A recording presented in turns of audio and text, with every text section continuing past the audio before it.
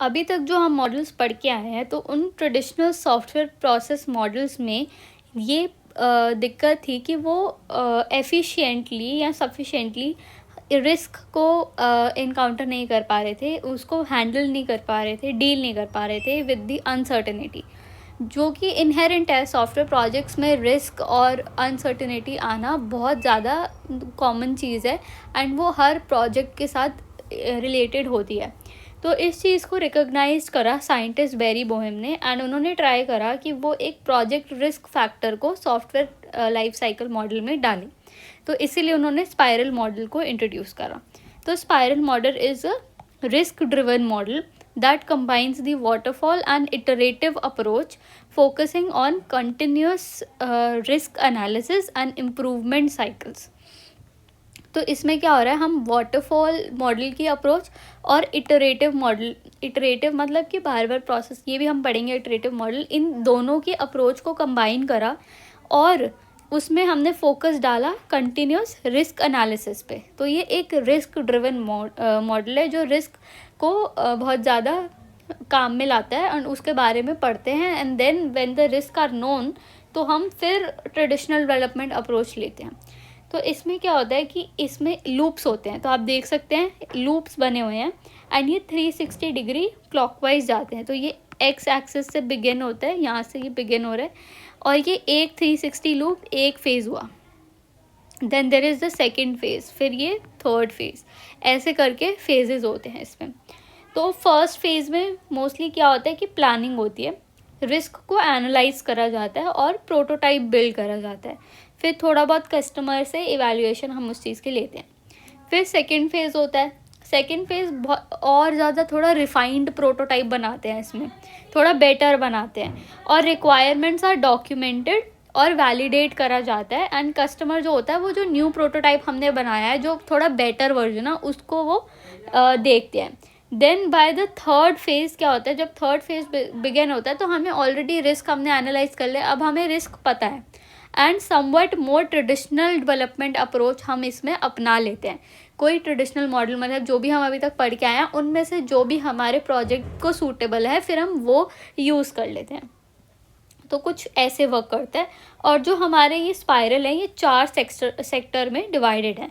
तो ये जैसे फर्स्ट है प्लानिंग वाला हो जाता है जिसमें हम डिटरमाइन करते हैं ऑब्जेक्टिव्स वगैरह, तो यहाँ पे सब चीज़ें होंगी। फिर सेकंड फेज़ आता है रिस्क एनालिसिस का, तो यहाँ पे हम एनालाइज करते हैं और आइडेंटिफाई करते हैं कोई भी रिस्क इन्वॉल्व होते हैं और कैसे उनको रिजॉल्व करा जाए। फिर थर्ड फेज़ आता है टू डेवलपमेंट फेज़ जिसमें हम डेवलप करते हैं, इसमें हम टेस्टिंग भी करते हैं एंड देन फोर्थ फेज़ होता है असेसमेंट का जिसमें हम कस्टमर इवैल्यूएशन और प्लान करते हैं नेक्स्ट फेज़ को। This is how it works. और एडवांटेजेस ये होते हैं कि इसमें हम पहले ही रिस्क को एनालाइज कर लेते हैं तो फेलियर के जो चांसेस होते हैं वो रिड्यूस हो जाते हैं। ये बहुत फ्लेक्सिबल है, चेंजेस करना अलाउ, तो कोई भी स्टेज पे हम चेंजेस बहुत इजीली कर सकते हैं। तो it is very flexible and it is suitable for large and complex projects.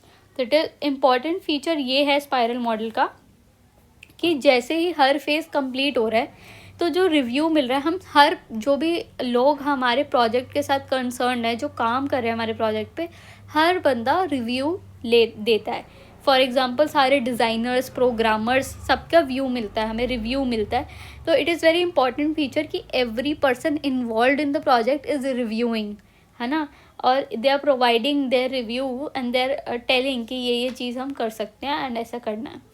तो डिसएडवांटेज ये होंगे कि ये थोड़ा सा एक्सपेंसिव है और टाइम कंज्यूमिंग है और बहुत ज़्यादा एक्सपर्टीज़ चाहिए हमें रिस्क मैनेजमेंट में, और ये इतना आइडियल नहीं है। अगर सिंपल और लो बजट प्रोजेक्ट्स हों तो ये उसके लिए आइडियल नहीं है। It is very ideal for large and complex projects, like it is best used for high risk project जैसे बैंकिंग हो, एरोस्पेस हो या हेल्थ केयर सॉफ्टवेयर हो, उनके लिए ये बहुत ज़्यादा बेनिफिशियल है जिनमें हमें कंटिन्यूस इवैल्यूएशन की नीड पड़ती है।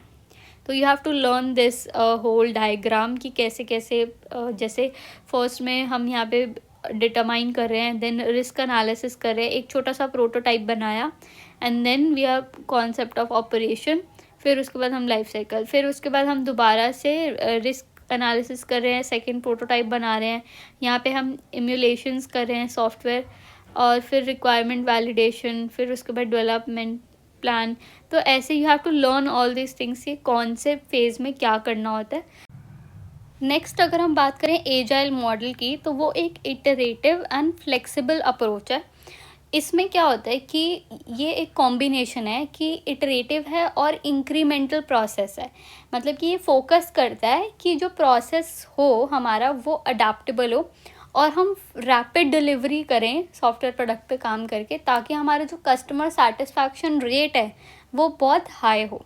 तो एजाइल मेथड्स जो है ना, they break the project into small incremental builds. जैसे ये, तो ये एक ऐसे पूरा बिल्ड है, planning, requirement analysis, designing, building and testing, and these builds are divided into iteration. तो each iteration typically last for 2 to 3 weeks. जैसे ये इटरेशन 1 है तो ये 2 to 3 वीक्स होगा, फिर उसके बाद हम इटरेशन 2 करेंगे। इसमें भी सेम हम प्लानिंग, ये बिल्ड पूरा करेंगे, designing, building, testing, and then after that दोबारा से।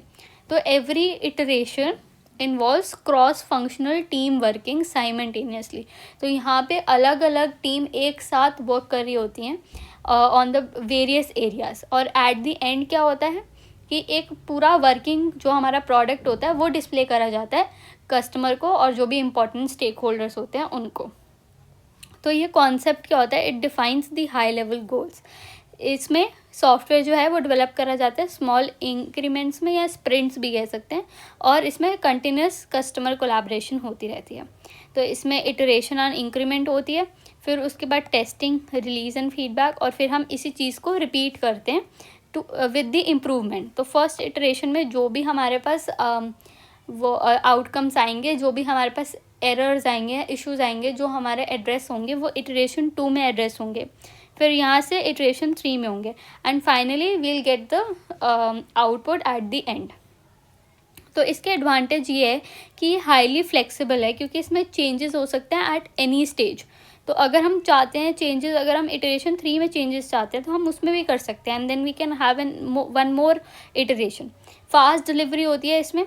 इनका मेन फोकस ही, एजाइल मॉडल का फोकस ही होता है कि वो रैपिड डिलीवरी प्रोवाइड करें और कस्टमर सेटिस्फैक्शन रेट हाई होना चाहिए, और बेटर कोलैबोरेशन होता है इसमें between the developers and the clients.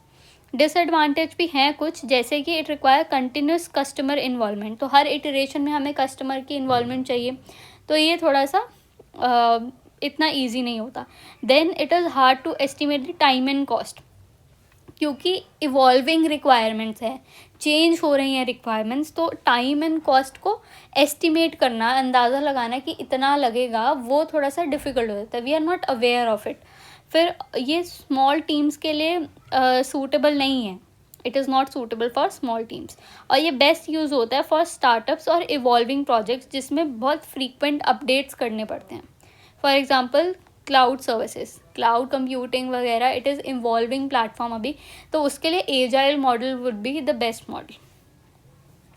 अगर हम कंपैरिजन करें सब मॉडल्स का, बिल्ड एंड फिक्स में फ्लेक्सिबिलिटी बहुत लो होती है, रिस्क हैंडलिंग भी बहुत पुअर है, and it is not for the large projects, and speed अगर बात करें तो फास्ट है। वाटरफॉल मॉडल में भी फ्लेक्सिबिलिटी हमने पढ़ा था कि नहीं है, if you completed one phase तो फिर दोबारा हमें अगले फेज़ में जाने के लिए पूरा कंप्लीट करना पड़ेगा। सेकेंडली कंप्लीट कर लिया तो वापस नहीं जा सकते, तो उसमें फ्लेक्सिबिलिटी नहीं है। रिस्क हैंडलिंग भी बहुत पुअर है, एंड में जाके we know about the errors, तो हैंडल करना डिफ़िकल्ट हो जाता है। And yes, it is suitable for large projects, और स्पीड जो है वो थोड़ी सी स्लो है। प्रोटोटाइपिंग मॉडल की बात करें तो फ्लेक्सिबिलिटी मीडियम है, क्योंकि इसमें हम पहले ही प्रोटोटाइप डिस्कस कर लेते हैं, तो it is medium flexibility. Risk handling भी मीडियम ही है, और लार्ज प्रोजेक्ट्स के लिए सूटेबल नहीं है, एंड स्पीड भी it is somewhat between fast and slow, medium है।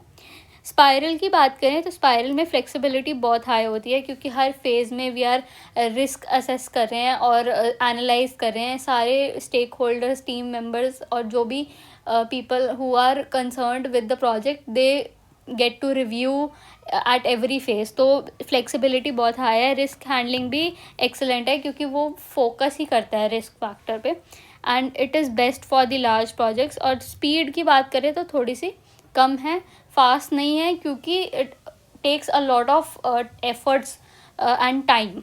फिर बात करें एजाइल मॉडल की, तो फ्लेक्सिबिलिटी बहुत हाई है, रिस्क हैंडलिंग थोड़ी मीडियम है, and it is not for large projects, but the speed of delivery is very fast, क्योंकि ये मेन फोकस ही एजाइल मॉडल का रहता है कि कस्टमर सेटिस्फैक्शन हो। Let's move forward and discuss requirement engineering. तो रिक्वायरमेंट इंजीनियरिंग जो है ये डिस्क्राइब करता है कि हमारा system, what of the system, कि क्या होगा, नॉट दी हाउ, कैसे होगा ये डिस्क्राइब नहीं कर रहा, बट वो सिस्टम क्या होगा ये डिस्क्राइब करता है। तो requirement engineering is the systematic process, it is a systematic process of defining, documenting and maintaining the software requirements.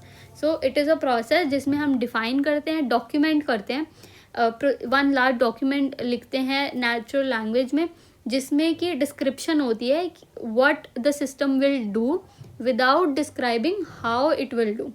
तो वो ये डिस्क्राइब करता है कि क्या करेगा हमारा सिस्टम, कैसे करेगा ये डिस्क्राइब नहीं करता। और it ensure that the software meets user needs by gathering, analyzing and validating the requirements before the development begins। तो requirement engineering करना बहुत important है, क्योंकि अगर हमें यही नहीं पता प्रॉपरली कि हमारे यूज़र की रिक्वायरमेंट क्या है, अगर हम उसको प्रॉपरली एनालाइज नहीं करेंगे, लिखेंगे नहीं, वैलिडेट नहीं करेंगे, तो we will not provide a good quality and result, good quality software product. तो इनपुट जो रहता है रिक्वायरमेंट इंजीनियरिंग का, वो रहता है एक प्रॉब्लम स्टेटमेंट जो प्रिपेयर करा जाता है कस्टमर के द्वारा। तो requirement engineering is one of the most crucial step, या कह सकते हैं most crucial activity in the creation of the software product. अगर हमारे पास वेल रिटन रिक्वायरमेंट स्पेसिफिकेशन नहीं है तो डेवलपर्स को पता ही नहीं चलेगा कि उन्हें क्या बनाना है, कस्टमर को ये नहीं पता चलेगा कि उन्हें एक्सपेक्ट क्या करना है, और हमें ये भी नहीं पता चलेगा कि वैलिडेट भी नहीं कर पाएंगे कि हमारी जो रिक्वायरमेंट्स हैं हम उन्हें मीट कर पा रहे हैं या नहीं कर पा रहे। तो पुअर अगर रिक्वायरमेंट इंजीनियरिंग होगी तो it will lead to project failure या फिर unmet expectation. So it is very important to do requirement engineering very efficiently. तो रिक्वायरमेंट इंजीनियरिंग में 4 स्टेप्स होते हैं जिनको हम इन डिटेल पढ़ेंगे। सबसे पहले होता है रिक्वायरमेंट एलिसिटेशन। तो ये एक प्रोसेस होता है of gathering requirements from stakeholders, ठीक है। इसको हम ये भी कह सकते हैं कि गैदरिंग ऑफ रिक्वायरमेंट्स है रिक्वायरमेंट एलिसिटेशन, नॉर्मल टर्म्स में ले लो। तो इसमें क्या होता है, it involves the understanding what the user wants and what the system should achieve. तो वो ये सब डिस्क्राइब करता है।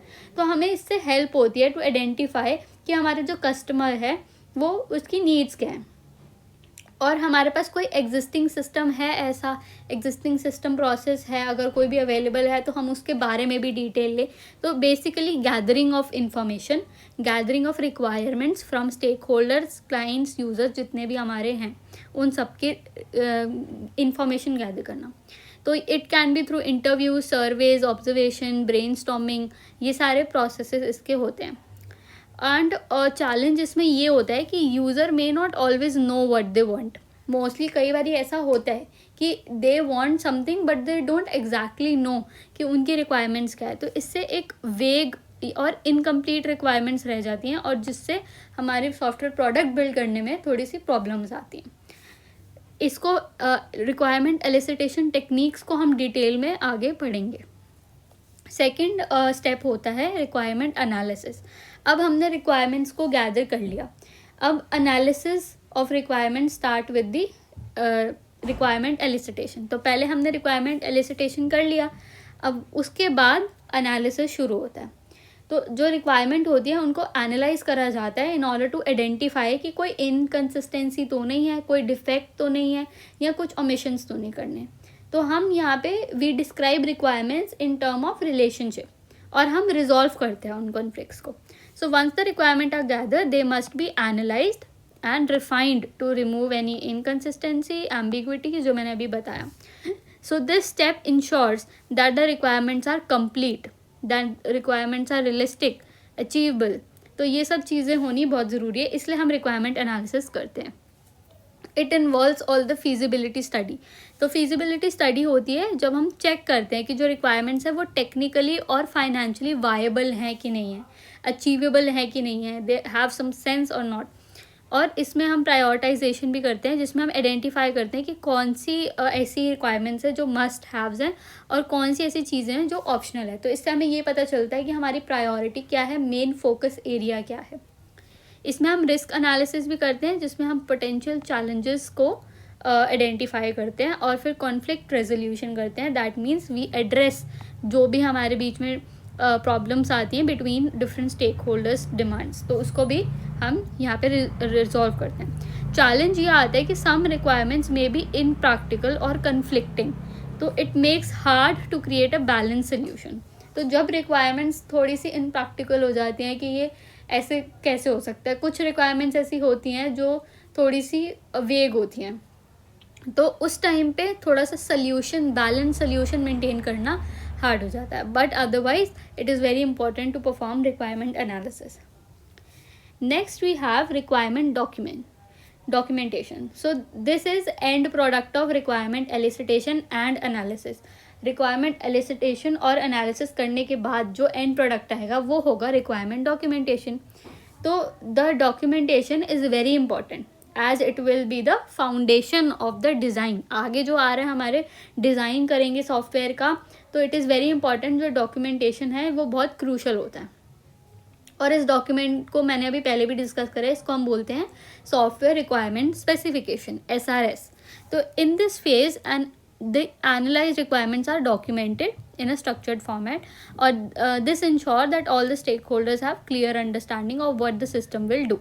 तो हम इसमें जो भी हम एनालिसिस और एलिसिटेशन करके आए हैं उसको अब हम डॉक्यूमेंट कर लेंगे इन अ नेचुरल लैंग्वेज, और इसमें हम इसको बोलते हैं सॉफ्टवेयर रिक्वायरमेंट स्पेसिफिकेशन, SRS। तो इसमें हमारी सारी डॉक्यूमेंटेशंस हो जाती हैं, जितनी भी हमारी एलिसिटेशन और एनालिसिस हुए होते हैं। हमने प्रॉब्लम स्टेटमेंट को समझ लिया और हमें क्या सॉफ्टवेयर प्रोडक्ट बनाना है, क्या सिस्टम बिल्ड होगा और हमारी क्या रिक्वायरमेंट्स है जो सेटिस्फाई होनी चाहिए, वो इसमें सब मेंशन होती है। सो इसमें कुछ फंक्शनल और नॉन फंक्शनल रिक्वायरमेंट्स होती हैं। Functional requirements describe what the system must do, and non functional requirement define system quality, security and performance. हम इनको भी पढ़ेंगे, इनमें डिफरेंस क्या होता है, इनका क्या करते हैं, फंक्शनल नॉन फंक्शनल रिक्वायरमेंट्स कैसी होती हैं। नेक्स्ट इज चैलेंजेस क्या आती हैं अगर हमारा डॉक्यूमेंटेशन अच्छे से नहीं हुआ। If there is poor documentation it can cause misunderstandings, it can cause errors during development. तो it is very important that we make sure कि हमारा जो documentation है वो accurate है, reliable है। Lastly we have requirement review. तो the review process is carried out to improve the quality of SRS. अब हमें क्या करना है कि फाइनल वेरिफिकेशन, तो जो रिक्वायरमेंट रिव्यू होता है वो फाइनल वेरिफिकेशन स्टेप होता है, ये इंश्योर करने के लिए कि जो हमने रिक्वायरमेंट्स लिखी हैं वो सारी करेक्ट हैं, क्लियर हैं, और जो हमारे बिजनेस गोल हैं उनके साथ अलाइन हो रही हैं कि नहीं होती। तो फॉर मैक्सिमम बेनिफिट जो रिव्यू एंड वेरिफिकेशन होता है, it should not be treated as कि बहुत ऐसी वेली एक्टिविटी है एंड एंड में करनी चाहिए, नहीं, it should be treated as continuous activity कि इसको करते रहना चाहिए। Requirement review should be done continuously. और इससे क्या होता है कि हमें ये पता चल जाता है कि कोई मिसिंग या इनकरेक्ट डिटेल्स तो नहीं है before moving towards the design phase.